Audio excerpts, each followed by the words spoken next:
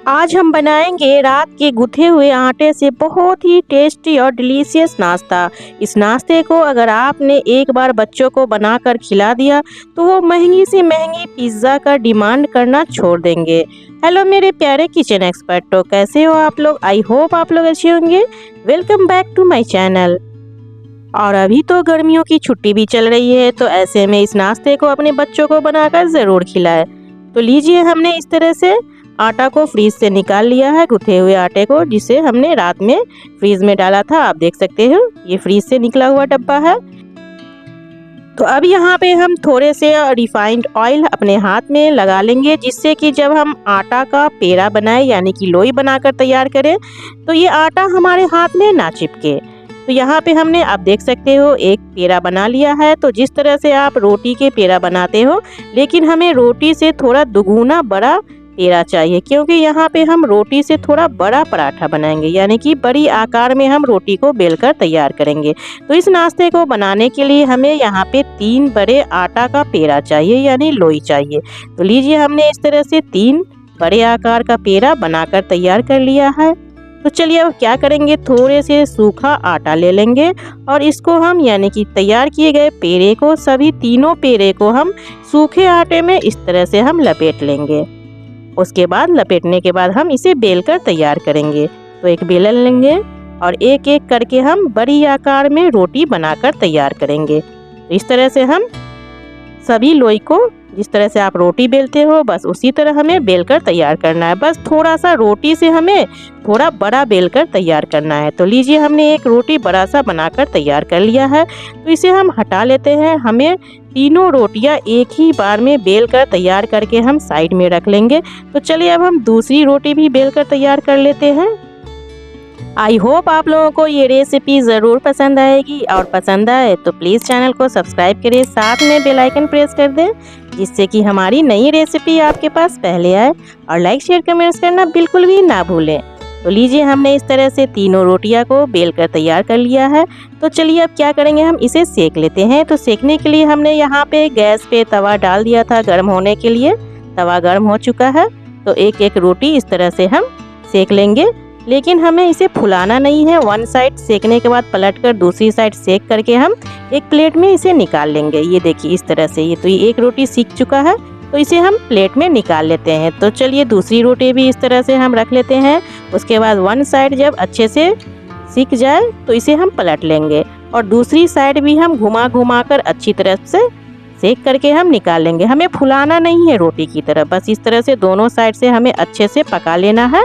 और यहाँ पे गैस का फ्लेम मीडियम रख के हमें रोटियां सेकनी है। तो लीजिए, तीनों रोटियां सेक चुका है। तो चलिए अब क्या करेंगे, इसके लिए हम थोड़े से वेजिटेबल्स काट कर लेंगे। तो हमने यहाँ पे 2 टमाटर को इस तरह से स्क्वायर शेप में काट लिया है, और एक शिमला मिर्च को भी हमने इस तरह से स्क्वायर शेप में, मोटे मोटे शेप में काटा है। प्याज को भी इस तरह से आप काट ले, उसके बाद से एक दूसरे से अलग कर ले। और यहाँ पे हमने मोज़रेला चीज़ को ग्रेट कर लिया है, थोड़ी सी धनिया पत्ती और थोड़ी सी हरी मिर्च। आप मोज़रेला चीज़ की जगह कोई भी चीज़ का इस्तेमाल कर सकते हैं। और हमें चाहिए यहाँ पे 2 अंडे, और इस तरह से हम 2 छोटे बाउल ले लेंगे। उसके बाद हम एक एक अंडे दोनों बाउल में हम इस तरह से क्रश करके अंडे को, एक एक अंडे को दोनों बाउल में हम इस तरह से क्रश करके निकाल लेंगे। हमें एक साथ नहीं घोलना है, 2 बाउल चाहिए, और एक एक अंडा इस तरह से हम निकाल लेंगे। उसके बाद इसमें हम थोड़े थोड़े से नमक डाल देंगे। दोनों बाउल में हमें नमक डाल देना है। उसके बाद यहाँ पे थोड़े से चिली फ्लेक्स दोनों बाउल में अंडे में हमें डालना है। उसके बाद थोड़े से हम ऑरेगिनो डाल देंगे। उसके बाद हम एक स्पून के इस्तेमाल से दोनों को, अंडे को अच्छी तरह से फेंट कर तैयार कर लेंगे। तो अंडा भी हमने फेंट लिया है। तो चलिए अब हम इस नाश्ते को तैयार कर लेते हैं। इसके लिए हमने एक नॉन स्टिक तवा को गैस पे डाल दिया है। गर्म होने के बाद यहाँ पे हम थोड़े से बटर डालेंगे।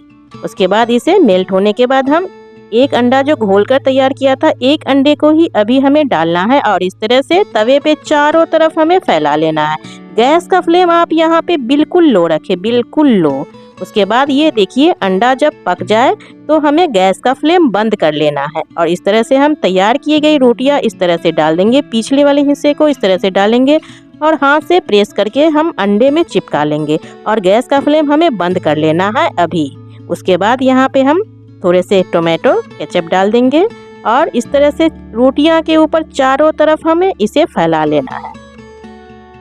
तो यहाँ पे हमने टोमेटो केचप को फैला लिया है। अब यहाँ पे हम कटे हुए टमाटर इस तरह से रोटियों के ऊपर इस तरह से फैलाकर हमें डालना है, एक जगह नहीं डालना है। उसके बाद यहाँ पे हम कटे हुए प्याज को भी इस तरह से फैलाकर डाल देंगे।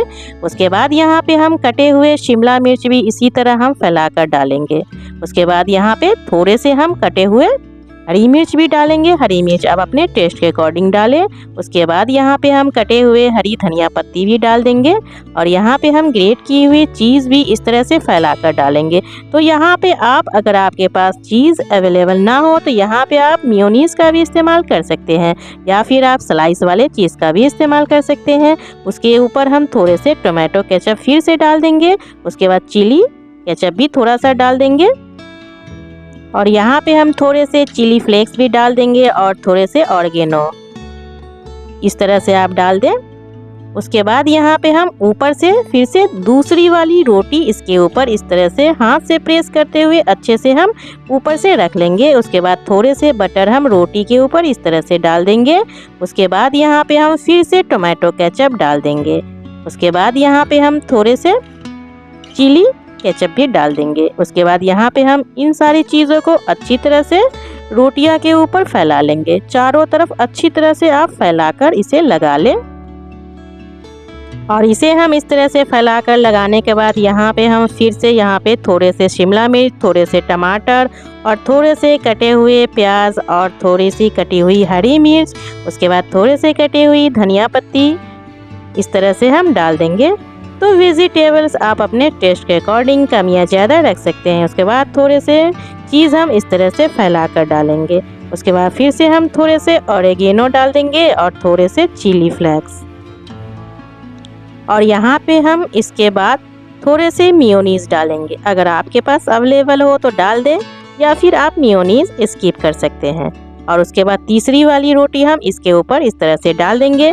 अब यहाँ पे हम गैस का फ्लेम ऑन कर लेंगे।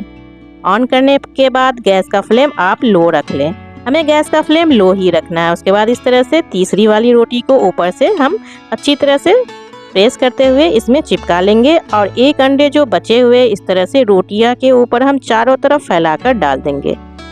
एक अंडे हमने नीचे डाला था और एक अंडा ऊपर से। तो अब यहाँ पे हम एक स्पून ले लेंगे और उसके इस्तेमाल से अच्छी तरह से अंडा को हम रोटी के ऊपर फैला लेंगे जिससे कि अंडे से रोटी छुप जाए यानी ढक जाए। हमें कवर कर लेना है अंडे से रोटी को, इस तरह से अच्छी तरह से हमें फैला लेना है और ढककर लो फ्लेम पे हम 1 मिनट के लिए पका लेंगे। ये देखिए अंडा इस तरह से चिपक चुका है यानी कि पक चुका है। तो इस तरह से हम क्या करेंगे, अब यहाँ पे हम 2 स्पैचुला ले लेंगे और यहाँ पे हमें बहुत ही केयरफुली इसे पलट लेना है। तो हमने इस तरह से पलट लिया है और यहाँ पे हम लो फ्लेम रखते हुए थोड़ी देर हमें पका लेना है। तो लीजिए हमारा नाश्ता बनकर तैयार है। तो ढककर हम बस थोड़ी देर इसे पका लेंगे। हमारा नाश्ता बनकर तैयार हो चुका है। तो चलिए गैस का फ्लेम हम बंद कर लेते हैं, ढक्कन हटा लेते हैं क्योंकि हमारा टेस्टी डिलीशियस नाश्ता बनकर तैयार है। तो आप लोग भी ये रेसिपी इस बार ज़रूर ट्राई करें। गर्मियों की छुट्टी में अपने बच्चों को ज़रूर बनाकर खिलाएं। तो यहाँ पे हम पिज़्ज़ा कटर ले लेंगे, आप चाहे तो नाइफ का भी इस्तेमाल कर सकते हैं और इसे हम पिज़्ज़ा शेप में कट कर लेंगे। आप जितनी बड़ी आप इसके पीसेस काटना चाहे उसी शेप में आप काट लें। हमने इस तरह से पिज़्ज़ा शेप में इसे काट लिया है। तो लग रहा है ना बिल्कुल बड़ा वाला पिज़्ज़ा बनकर तैयार है। आई होप आप लोगों को ये रेसिपी ज़रूर पसंद आई होगी। अगर आई होगी तो प्लीज़ हमारे चैनल को सब्सक्राइब करें, साथ में बेल आइकन प्रेस करें जिससे कि हमारी नई रेसिपी आपके पास पहले आए।